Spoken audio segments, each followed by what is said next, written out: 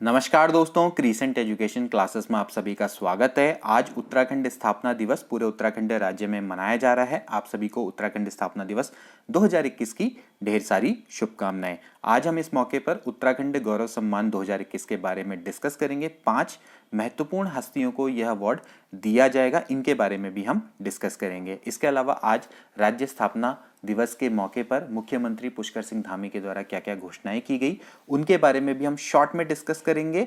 इसके अलावा उत्तराखंड जनजाति महोत्सव जो कि उत्तराखंड में पहली बार मनाया जाएगा, उसके बारे में भी हम इस वीडियो के माध्यम से जानेंगे। यह वीडियो काफ़ी इंपॉर्टेंट है। अगर आप लोअर पीसीएस, रेंजर, वीडियो पटवारी किसी भी उत्तराखंड के एग्जाम की तैयारी कर रहे हैं तो ये वीडियो आपके लिए इंपॉर्टेंट होने वाली है। पसंद आए तो जरूर शेयर कर लेना और लाइक भी कर लेना। तो चलिए वीडियो को शुरू करते हैं। तो फ्रेंड्स, आज हम मना रहे हैं राज्य स्थापना दिवस और उसके अंदर हम डिस्कस करेंगे उत्तराखंड गौरव सम्मान 2021। सबसे पहले राज्य स्थापना दिवस के बारे में बात कर लेते हैं। प्रत्येक वर्ष 9 नवंबर को हम उत्तराखंड राज्य स्थापना दिवस मनाते हैं। ये 21वें नंबर का राज्य स्थापना दिवस है, ठीक है। क्योंकि दोस्तों आज के दिन ही उत्तर प्रदेश के 13 हिमालय जिलों को काटकर 9 नवंबर 2000 को उत्तरांचल राज्य का गठन किया गया था। उस समय पर इसका नाम क्या था? उत्तरांचल था। ये भारत का 27वें नंबर का राज्य था और हिमालय राज्यों में इसका क्रम 11वें नंबर का था, ठीक है। तो उस समय पर इसका नाम क्या था? उत्तरांचल था। और 1 जनवरी 2007 को उत्तरांचल का नाम उत्तराखंड कर दिया गया, ठीक है। अब इस राज्य स्थापना दिवस पर क्या महत्वपूर्ण होने वाला है, इसके बारे में डिस्कस करते हैं। तो देखिए, राज्य स्थापना दिवस 9 नवंबर को उत्तराखंड महोत्सव के रूप में मनाया जाएगा। यानी कि इस बार जो हमारा राज्य स्थापना दिवस है वो उत्तराखंड महोत्सव के रूप में मनाया जाएगा और ये महोत्सव 1 सप्ताह तक चलेगा, ठीक है। और इस महोत्सव के दौरान हमारी राजधानी से लेकर न्याय पंचायत स्तर तक के कार्यक्रम आयोजित किए जाएंगे, ठीक है। इसके बाद उत्तराखंड के विभिन्न क्षेत्रों में उल्लेखनीय योगदान देने वाले 5 लोगों को इस बार उत्तराखंड गौरव पुरस्कार से सम्मानित किया जाएगा, जैसे कि मैंने अभी आपको वीडियो में ऊपर बताया।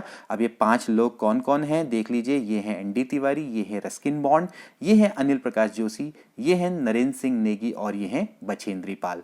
तो इनकी फोटो तो अब आपने देख ली। अब इनके बारे में थोड़ा थोड़ा डिस्कस भी कर लेते हैं, आगे भी डिस्कस करेंगे।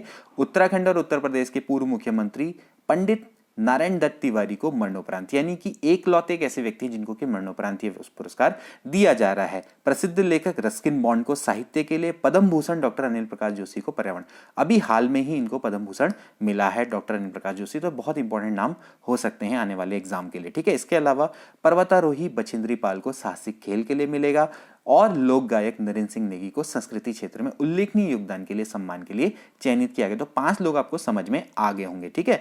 अब दोस्तों, जैसे कि मैंने आपको बताया कि डॉक्टर अनिल प्रकाश जोशी को पद्म भूषण मिला है, तो मैंने यहाँ पर पद्म पुरस्कारों के बारे में भी लिखा है, शॉर्ट में लिखा है। इसके बारे में हम अलग से एक अच्छी वीडियो भी बनाएंगे, लेकिन फिर भी आप थोड़ा सा इसके बारे में डिस्कस कर लेते हैं क्योंकि मैंने यहाँ पर लिख लिया है इसको। आप तो उत्तराखंड की 5 प्रमुख हस्तियों को भी पद्म पुरस्कारों से नवाजा गया है, ठीक है। यह अवार्ड 2020 और 2021 का है, ठीक है। 2020 में 3 लोगों को मिला था, 2021 में 2 लोगों को मिला। तो यानी 3 + 2 कितने हो गए? 5, ठीक है। तो 5 लोगों को मिला है, ठीक है।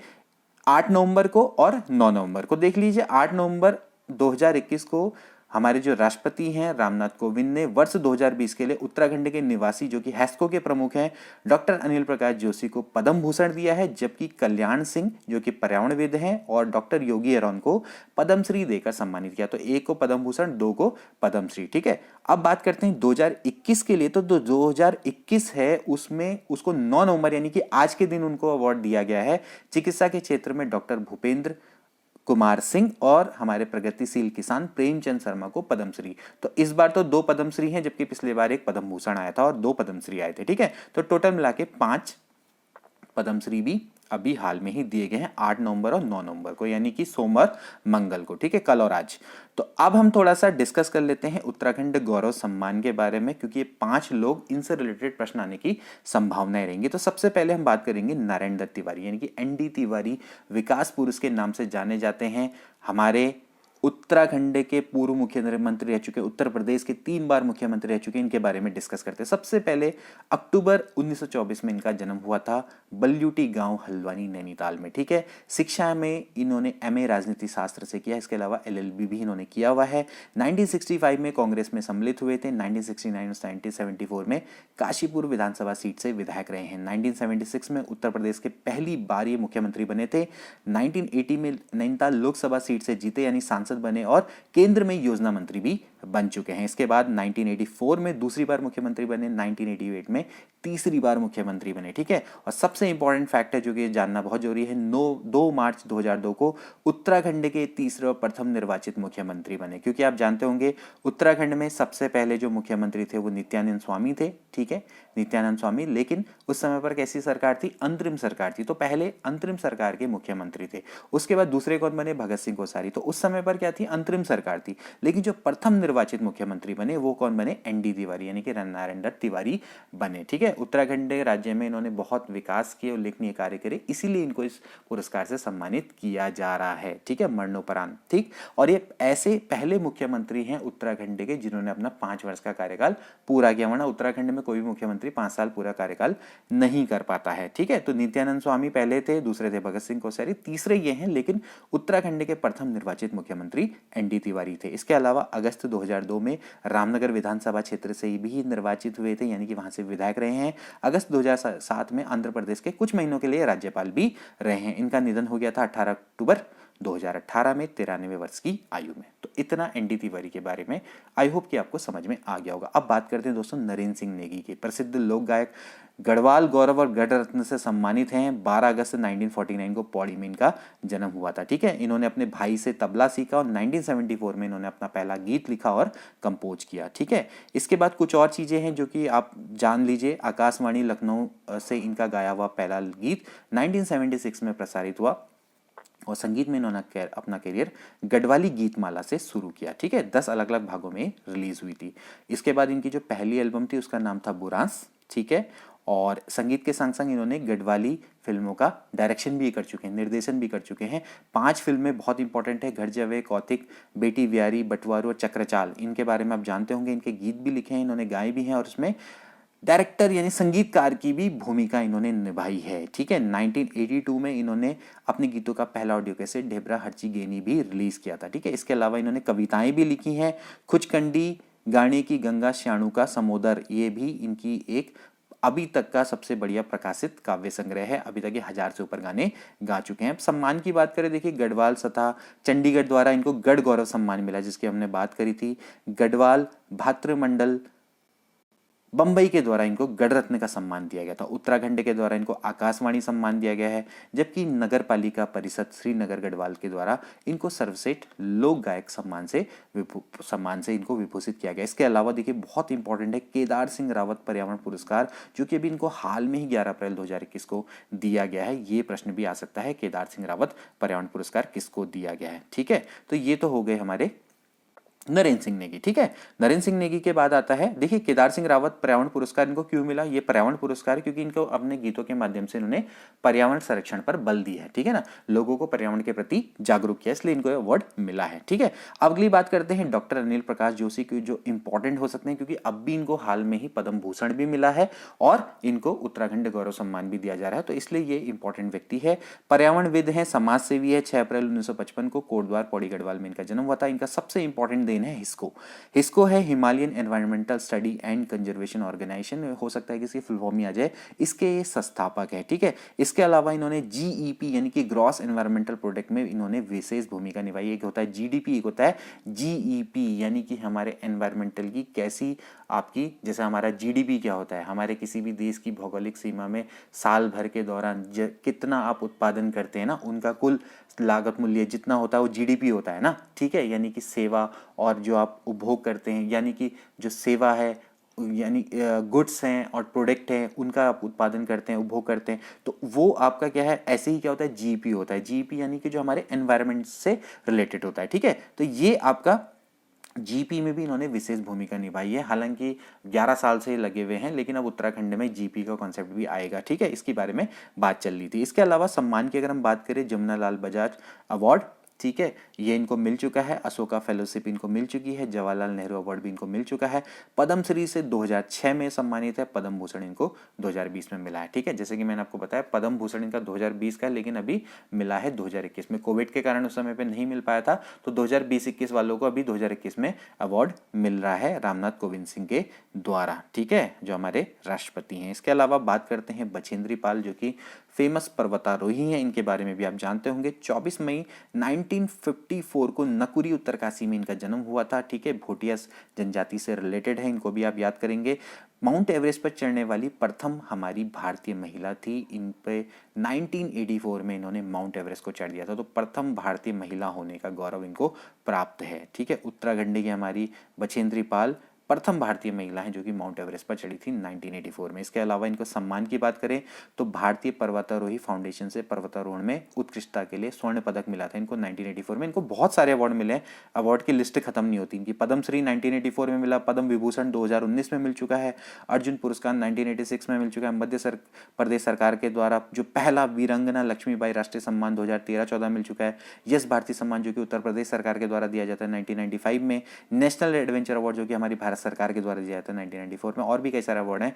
लिखते लिखते मैंने कहा चलो अब कुछ इंपॉर्टेंट है उन्हीं को लिख देता हूँ, वरना तो कितने सारे सम्मान इनको मिले हुए हैं। तो ये भी एक महत्वपूर्ण महिला है, इनके बारे में भी आप याद रखेंगे। ठीक है, इसके बाद बात करते हैं पांचवें व्यक्ति जो कि हैं रस्किन बॉन्ड, जो कि प्रसिद्ध साहित्यकार है, प्रसिद्ध बाल साहित्यकार है, अंग्रेजी में लिखने वाले देश के सबसे बड़े बाल साहित्यकार इनको माना जाता है। ठीक है, 19 मई 1934 को कसौली हिमाचल प्रदेश में इनका जन्म हुआ था। इनकी पहली पुस्तक थी रूम ऑन द रूफ। ये पूछा गया प्रश्न, रूम ऑन द रूफ किसकी है, 1955 में लिखी थी।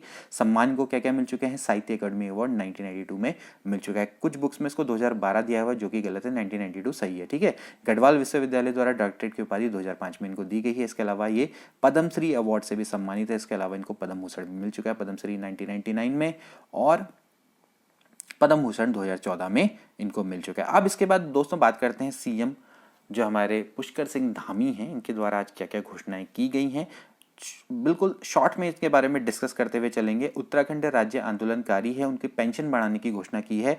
जिनको 3100 रुपये पेंशन मिलती थी अब उनको 4500 पेंशन मिलेगी। ठीक है, और इसके अलावा जिनको 5000 मिलती थी उनको 6000 रुपये कर दिया गया है। ठीक है, पहला तो पेंशन उन्होंने बढ़ाई है। इसके बाद बात करी है राज्य में खेल नीति 2021, वो जल्दी ही लागू होगी और जनपद स्तर पर महिला छात्रावास का निर्माण किया जाएगा। ठीक है, गंभीर बीमारियों के इलाज के लिए निःशुल्क दवा की व्यवस्था की जाएगी। देहरादून और हल्द्वानी में नशा मुक्ति केंद्र खोले जाएंगे। इसके अलावा एक इंपॉर्टेंट घोषणा ये लगती है, राज्य में विदेश रोजगार प्रकोष्ठ का गठन किया जाएगा। ठीक है, और 48 घंटे अस्पताल में रहने वाली जच्चा को 2000 रुपये उपहार राशि दी जाएगी।